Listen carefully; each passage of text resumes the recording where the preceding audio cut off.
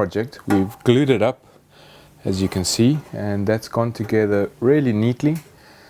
What we've done over here is we've used the Triton biscuits, and we've actually biscuit jointed in that joint there. We put the base into the sides. You can see from the front side over here that we've glued up that housing joint there for those partitions, and so the box structure is now put together very nicely. So the glue is finished drying, so all we're wanting to do is remove all the rest of the clamps that we've taken off, and we're wanting now to continue with the rest of the project. So the next step that we need to take is we're going to need to sand, okay, the box, get these finger joints over here nice and flush and flat, and we'll be doing that in the Triton super jaws. So let's just pack these all away. Here we go.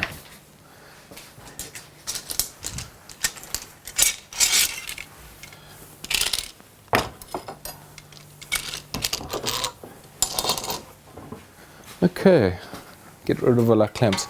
It's ideal to use, really, if you're using sash clamps like this, 2 on the top, 2 on the bottom, and then if you're using an F or a G clamp, to make sure that you're pulling in over those finger joints as well as through the rest of the frame of the box to make sure that it pulls up nice and square and nice and tight. Okay, good. Done. Okay, so we're going to carry on now with the sanding, and to do that we're going to be using the Triton belt sander. This is the 1200 watt belt sander.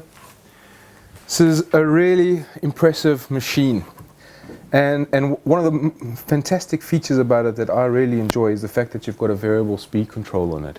So it takes what is an incredibly aggressive machine, and it allows you to now just temper it a little bit and have more control, especially working in different types of material. So maybe from a softer pine or to maybe a harder teak or something like that, you're able to now customize the machine to allow you to have full control over it all the time.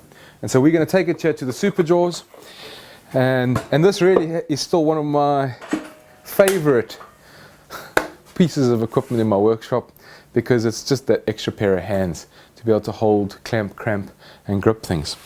Okay, so we're going to get going with the belt sander, and we're just going to finish off our project here by sanding it.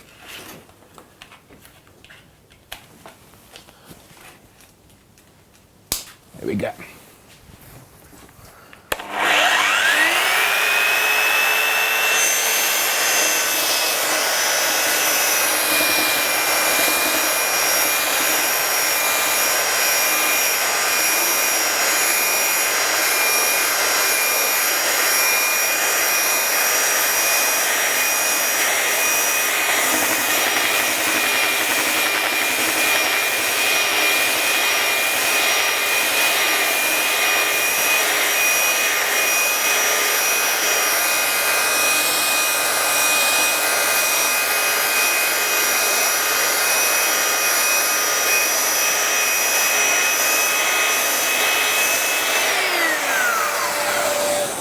You just want to sand it until you've got a really nice smooth finish on there. Okay, we're currently using 100 grip paper. We'll probably take that up to 180 just to get a really nice smooth finish on there. Okay.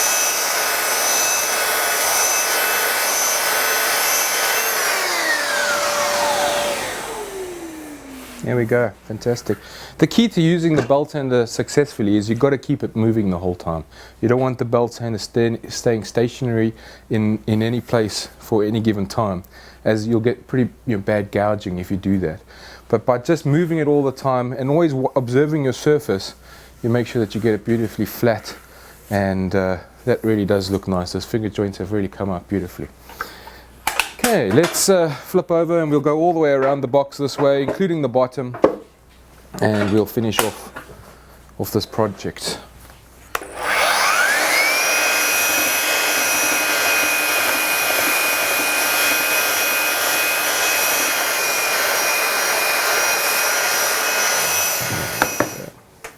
Okay, now we're going to do the bottom side of the box. Okay. Interesting to note, you'll see these 4 little holes. Okay, that's where we put the partition in. Okay, and this is called a through housing joint. So probably better for this specific project, you'd want to do a stopped housing. So you don't do the trench cutting or with the router in overhead mode all the way through. If you want to, you can just plug those, or sometimes I make a joke and just say that's my drainage holes. Okay, so there we go.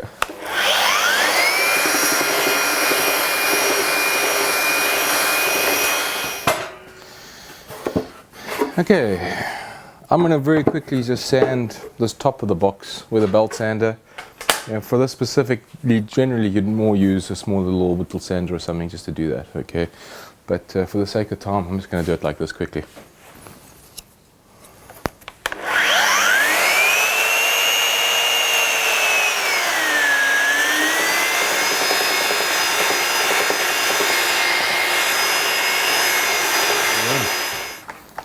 Okay, so we're going to very quickly just change over from 100 grit and we're going to go to 180 and just repeat the process again.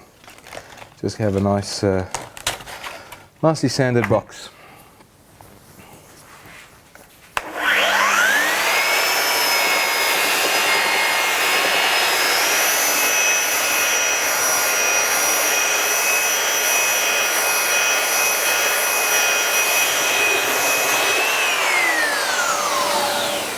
Okay, that feels great.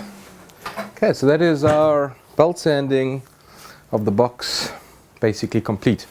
What we want to carry on with now is we're wanting to finish off our handle that's going to fit like that on the side of the box. Okay, so to do that, we're going to come now to the router table again. And we're going to be using a flush trim cutter. It's a cutter that looks like that. It's a normal straight cutter that has a bearing on top. And what we're going to do is we've now stuck our template with double-sided tape onto the piece of wood. The bearing is going to follow the template, and the cutter is going to remove all the excess stock that's part of the template. So we're going to be doing that on the router table in a couple of seconds. What we're going to be doing now is we're going to be using this flush trim cutter. Okay, I've mounted it in my Triton router, and we're going to be using that bearing now to follow the templates and just cut that shape out that we've already made. And the beauty of doing template work like this is that you can replicate really any shape. So once you're happy with the shape, you can make it as many times as you want over and over again. And this really adds value to your woodwork, okay, because now you can find a shape that you like and now use it in all sorts of different patterns and things. I've got a number of these types of templates, and sometimes I swap out with people with other templates, and it really adds a lot of dimension to your woodwork, where you can really do not only structural things but also very decorative things using template work like this. Okay, so all we're going to do, I've got my height winder. This is a great feature of the Triton routers, and we're just going to drop down that cutter so that the bearing is running against that template. Okay, there we go, and we can pop that out. That's it, and we're going to do this cut now. The traditional fence on the Triton router table, okay, you'd obviously use as a guide.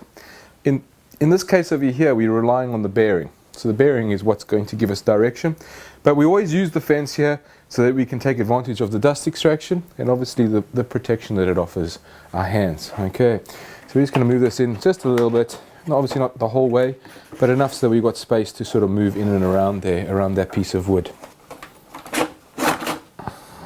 Okay, and let's do this cut.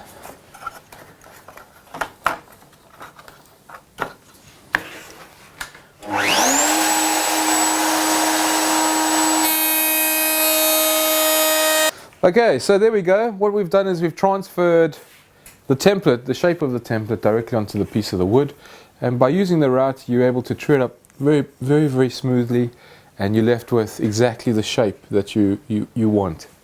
To do this, the way we do it, so get yourself some cellulose based double-sided tape. Okay, we just apply this to the template, stick it down. Okay, here's a pair of scissors. and then we just stick it directly onto our piece of wood. We remember we cut that piece of wood out on the jigsaw, and we just removed the excess stock that was as part of the wood. So the router doesn't have to work extra hard to remove that extra wood. We've cut it away already, and now we're just really focusing on creating that shape. Okay, so there we go.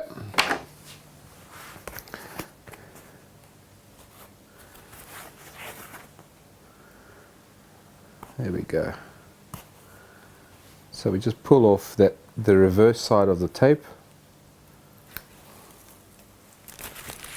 Okay, so we've pulled that all off, and with our double-sided tape we're just going to stick that down onto that surface. Make sure it's sitting nice and flat. Okay, and now we're ready to come back again to our router, running the bearing up against the template and truing it to shape. So let's carry on with that.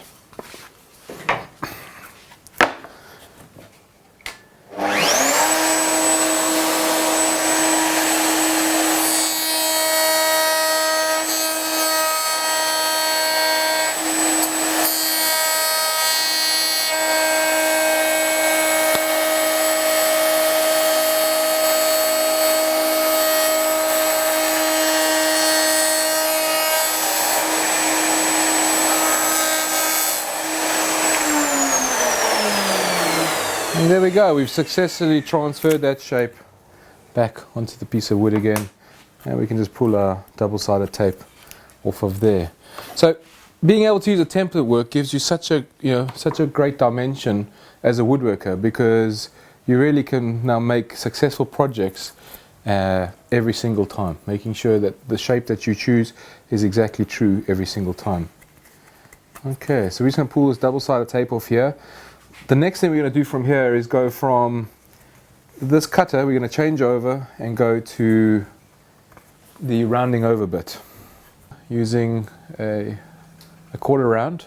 Okay, and to do that we're just going to replace this insert ring here, part of the table. So we've got a wider insert ring that's just going to come up, and we'll just tighten this off. There we go. And we're going to set the height, so that just gives us a very nice rounding over. Doesn't need to be excessively high. There we go. Okay, and we're just going to put a nice round edge all the way around this handle, and we'll come and do it on the box shortly. And once again, we rely on the bearing to give us direction, but we still have the fence here just for the dust extraction and the limited hand protection it offers us there. So let's do this cut.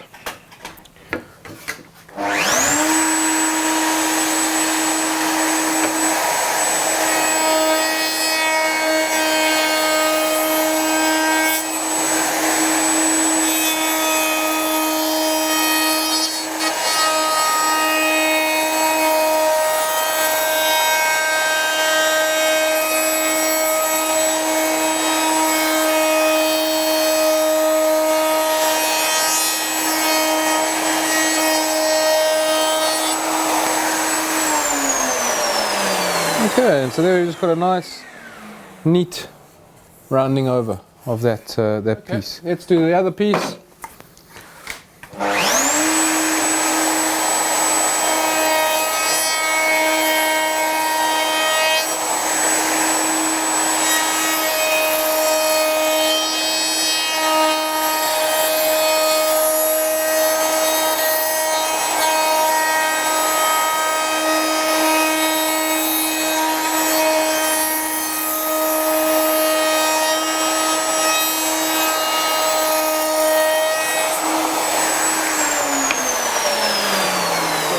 We've now rounded over the handles. We're just going to put a very nice decorative rounding over on the box, and that's not only going to make it look better, but it's also going to make it last longer, because a bullnose rounding like that can withstand a lot more impact. Okay, so let's do this cut.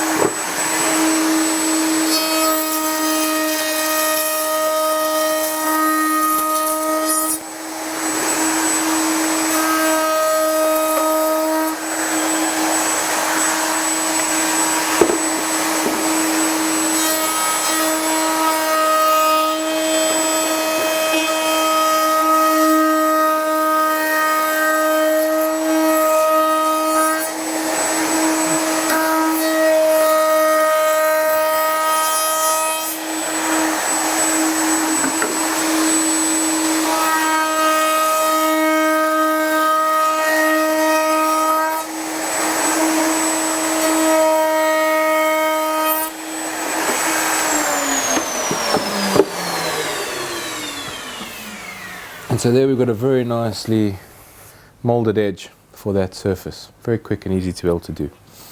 Okay, so now we need to carry on to finish off our project. We need to drill in the hole for our dowel stick for our handle, and we also need to put in 4 screws to attach them to the sides of the box. Okay, and to do that we'll be drilling the hole for our dowel with a Fastener bit. It's a great way of drilling nice, quick, big, large holes straight in to wood. Okay, this is I think a 28 or 30 millimeter Fastener bit. It just lines up over there.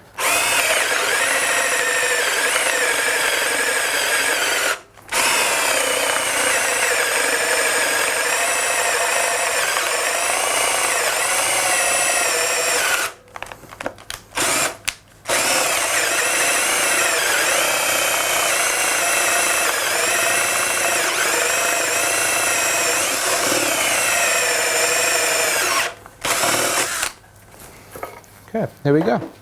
And so if you support it at the back, you get no breakout and you get a great, beautifully round hole. Okay, very quick and easy to do that. Okay, so we can now put our screw pilot in, and all we're going to do is make the hole, the pilot hole for our screws. And what's beautiful of this bit is it will countersink them at the same time.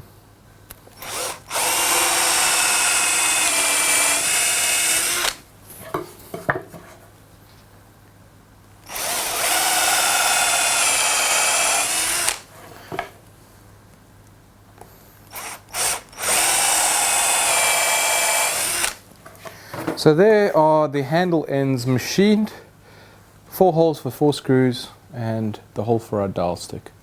Pretty quick and simple to do. Let's do the other one and finish that off.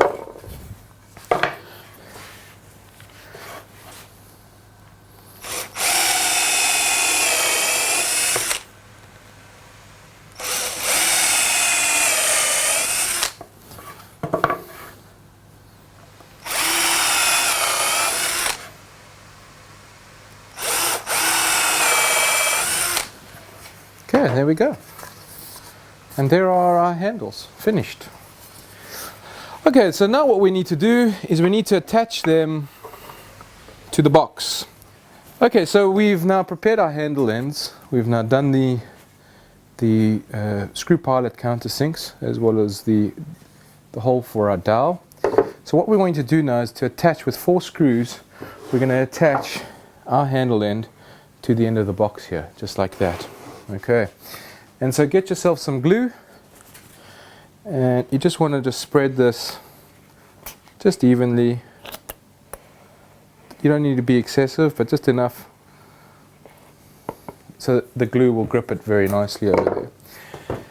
What's great about the Triton drill driver is it's got a detachable head, so the chuck just pulls off like that, and then you can use your hex shank bits directly like that very quickly and easily.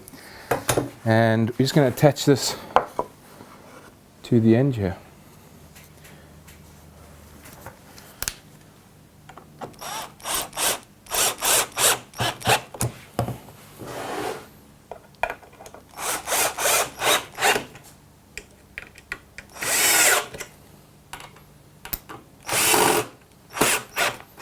And there we go. There's your handle end attached. So we're going to repeat the process on the other side. Okay, so let's do the same for the other end.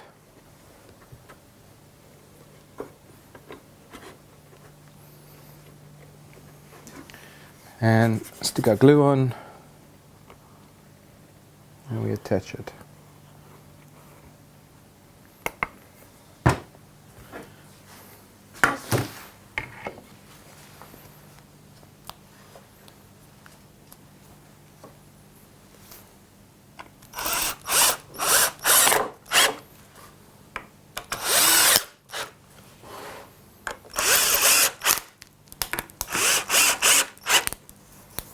Okay, and that's our other handle attached. Now for the dowel stick, which is going to be what we're going to be able to use to carry our box. Okay, all that we've done is we've drilled a hole there, and we're going to just put the screw in there to keep that handle in place. I like to put a little bit of glue in here just to make sure that it gets a little bit of extra support. There we go. Same thing on this side.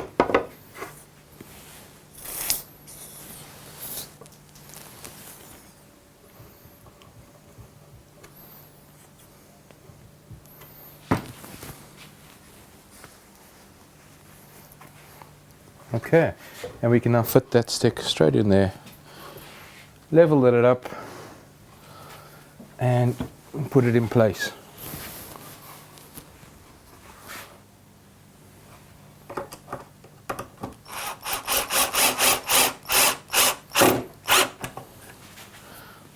Okay.